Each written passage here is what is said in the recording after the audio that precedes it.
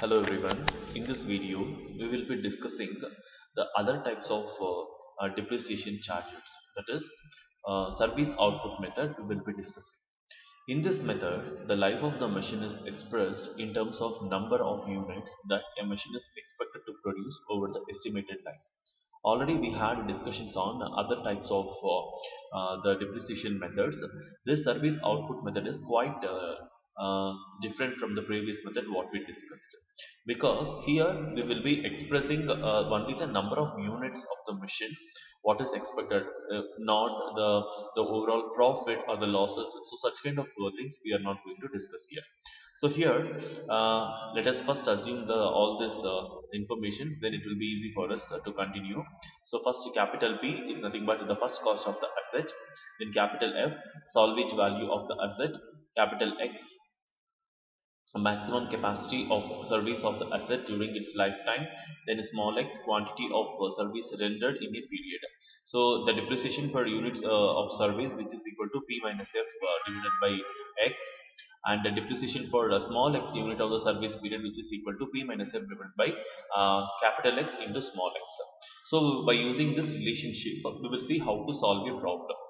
First, the given condition is the first cost of a road laying machine is rupees 60 lakhs. Its salvage value after 5 years of service is 40,000. The length of the road that can be laid by the machine during the lifetime is 50,000, 55,000 kilometer. In its third year of operation, the length of the road laid is 1,500 kilometer. Find the depreciation of the equipment for that particular year. Okay, so first we will write down the given data, where the capital investment P, that is nothing but 60 lakhs rupees, 60 lakhs rupees, it is P, and the F is nothing but 40,000, and the capital X, that is nothing but the lifetime is 55,000 kilometer, and small x nothing but for the particular third year we need to find out the depreciation, and the distance is 1,500 kilometer. So a depreciation for x unit of service in the third year is nothing but P minus F divided by capital X into small x. So we have all the data here. So by substituting these values, we will be getting the depreciation for x unit of service in the third year is 1,62,545.45 rupees. And this is the evaluation of public alternatives. So evaluation of public alternatives is a selection of best alternative from the available alternatives. The factor considered in selection is the profit maximization. For the evaluation of public alternatives, the benefit cost ratio is used. So what is the benefit cost ratio? Is nothing but equivalent benefits divided by the equivalent cost. And the evaluation of the public alternatives, so by considering all these assumptions, like starting with P, that is initial investment, C, early cost of operation and maintenance, PA, annual equivalent of the initial investment, P of future worth of the initial investment, BP, present worth of total benefits, B of future worth of total benefits, BA, annual equivalent of total benefits, CP, present worth of yearly cost of operation and maintenance, CF, future worth of yearly cost of operation and maintenance.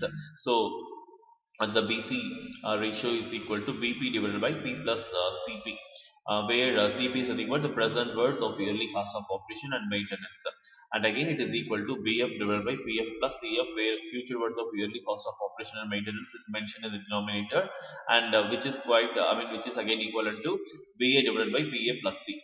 So we will discuss a problem based on this BC ratio. So we have a project A1 and project A2 are being considered for investment. Project A1 requires an initial investment of rupees 4 lakhs and a net receipt estimated as 10 lakhs per year for the next 5 years. The initial overlay for the A2 is rupees 70 lakhs, and the net receipts have been distributed as rupees 16 lakhs per year for the next 7 years. There is no salvage value associated with either of the project. Using the benefit to cost ratio, which project would you select? The interest rate is 10%. We'll see how to solve this problem. First, we'll start with the alternative one. So P will be equal to the rupees 40 lakhs, and B is 10 lakhs, and then period is 5 years, and interest rate is 10%. So BC ratio is nothing but annual equivalent benefits divided by annual equivalent cost, so which is equal to P of A by P, 10% of 5, so 40 lakhs into 0.2638. which is nothing but 1,55,200. Now BC ratio is nothing but this 10 lakhs divided by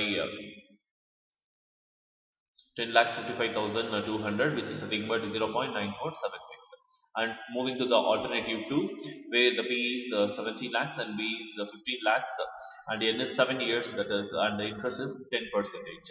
Here the BC ratio is annual equivalent benefit divided by annual equivalent cost. So the annual equivalent of initial cost is equal to P of A by P into 10% of 7 years duration. So it is 70 lakhs into 0.2054, that is 14 lakhs 37,800 rupees. So BC ratio is equal to 15 lakhs divided by 14 lakhs 37,800, and the BC ratio value will be getting us 1.0432. So the benefit cost ratio of alternative 2, that is 1.0342, is greater than 1, is more than alternative 1. So hence alternative 2 is selected. So this is how we need to solve the problem for the BC ratio condition, that is the evaluation of public alternatives. And we have one more problem which is left out, that we will discuss here, which is based on depreciation annuity, that is sinking fund method. The second problem that also we'll discuss in this video itself, that is ABC and Co. It's a company has purchased a machinery, and its first cost is rupees 2 lakhs with an estimated standard life of 8 years. The salvage value is rupees 40,000. We need to find out D6 and B7 at the rate of 12% interest compounded annually. So the solution we can able to see, the principal investment is 2 lakhs, and F is equal to 40,000, N is equal to 8 years, and interest is 12%. So we know that D6 is equal to P minus F, that is A by F of 12% of 8 years duration, and F by P of 12% of 5 years duration. From the interest table I have taken. So D6 is equal to 2 lakhs minus 40,000 into 0.0813 into 1.762, which is nothing but 22,920 rupees. And B7 is equal to P minus F of A by F 12% 8 and F by F 12% 7.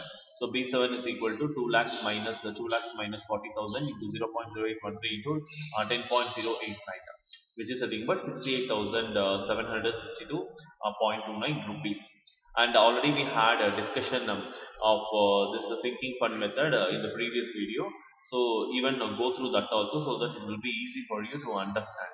And this value have taken directly from the interest table. If you are not comfortable with the interest table, no problem. Even if you can able to remember the formula to find out the D6 and B7, we can directly use the formula to solve this also. And by using formula also, we can able to solve it. So with this, I'll be winding up this video. If you have any doubt related to this one, just you can put it up in the comment box. Thank you.